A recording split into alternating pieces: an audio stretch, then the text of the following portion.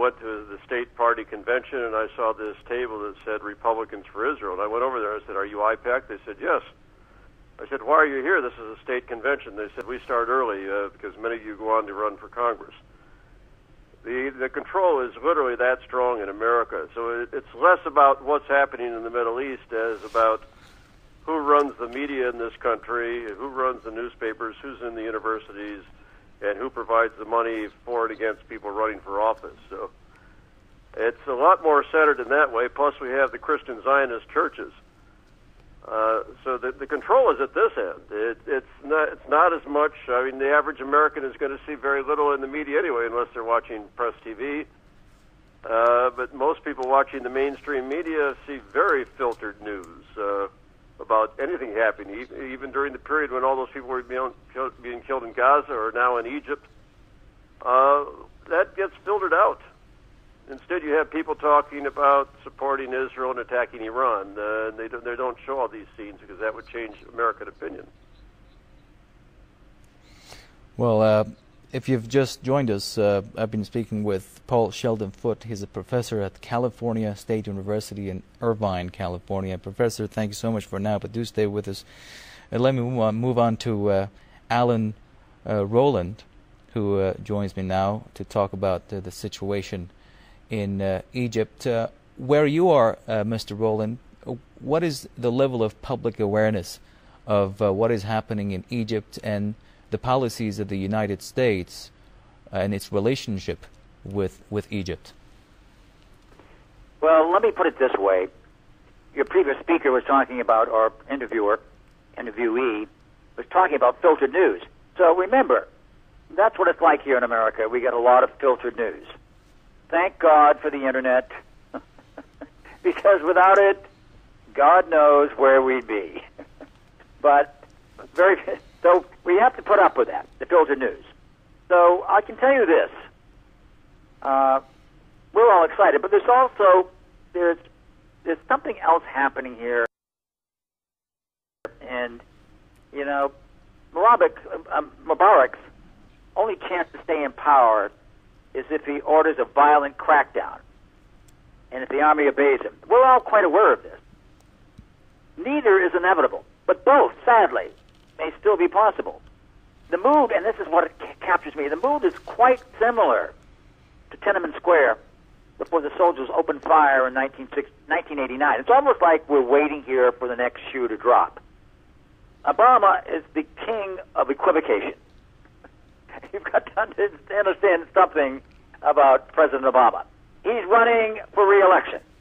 He's not, that's his whole sole purpose right now. He's not about to do anything to rock the boat.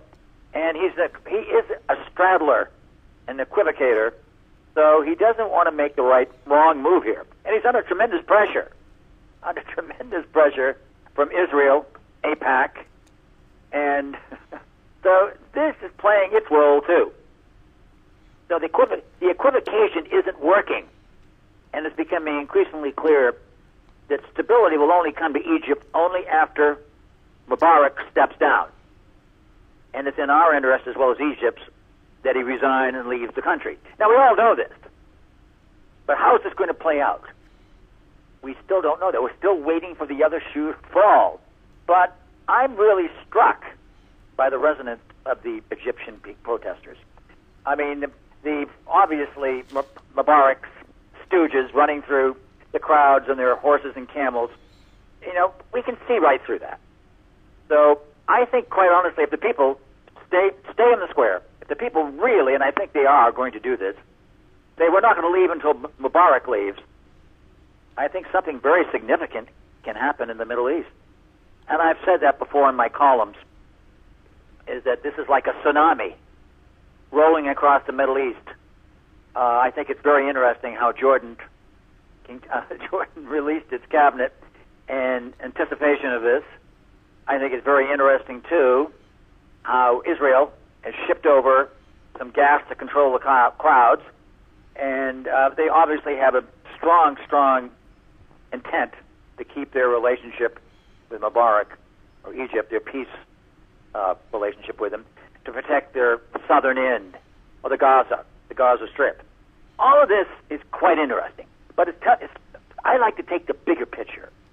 The bigger picture is something big is happening in the world.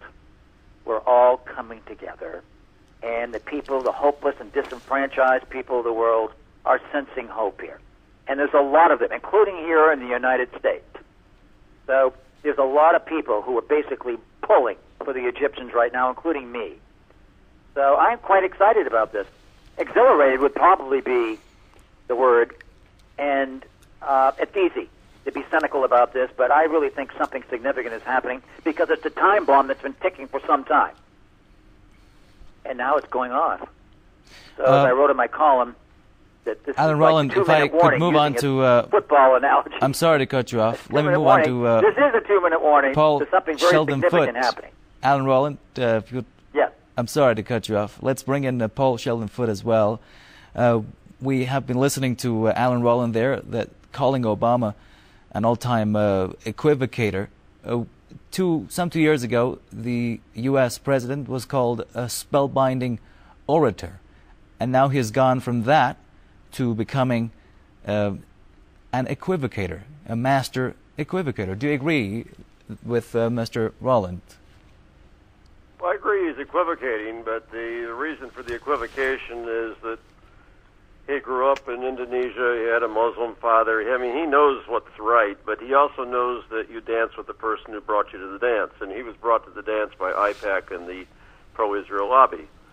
He is just the pretty face for a very ugly bunch of people in this country, and he just has to perform how they want. So he's stuck. I mean, I'm sure he knows exactly what the right thing to do is, and he's also not going to do it. All right, let's also talk about the tremors of this earthquake in Egypt that are being perhaps felt in other countries. Where do you think this tectonic shift perhaps in Egypt is going to have its impact on? Are you asking me? Yes, Paul Sheldon Foote. Well, this will have an impact even in India and so forth. I taught for 2 years in Muscat, Oman. I mean, my students were talking about these things back then, and that's been like 15 years ago or something. These kind of beliefs and interests have been in the region for a very long time. We saw what happened in Iran. The Shah said, "Do I kill half my people or leave the country?" The people just kept coming, no matter how many were shot. In spite of having total American support and all American weapons and everything else, you know, how many soldiers are willing to shoot their own people endlessly? And that's a situation that the army has been dancing with in Egypt. At first they tried to be the nice guys, and today they let the goons come in. But at some point they've got to realize that what happens when the good people keep marching? Are you going to kill all your own people? And when they eventually win, what will be the consequences? That's an important question you're asking there. Ralph Schuntman, the kind of frustration that has built up for 3 decades, and all it needed was a vent. And Tunisia gave that vent to the people, well, inside Tunisia as well as the ones in Egypt. It is an expression of a global crisis for a system in terminal decay, namely capitalism, because the elementary needs of human beings can no longer be met in the remotest sense by this corrupt and decadent system. You have a food crisis in which people are hungry, in which they cannot afford the escalating cost of food, in which the official figures in Egypt are that over 40% of the population lives on less than $2 a day. In fact, it's something like 60%, not 40%.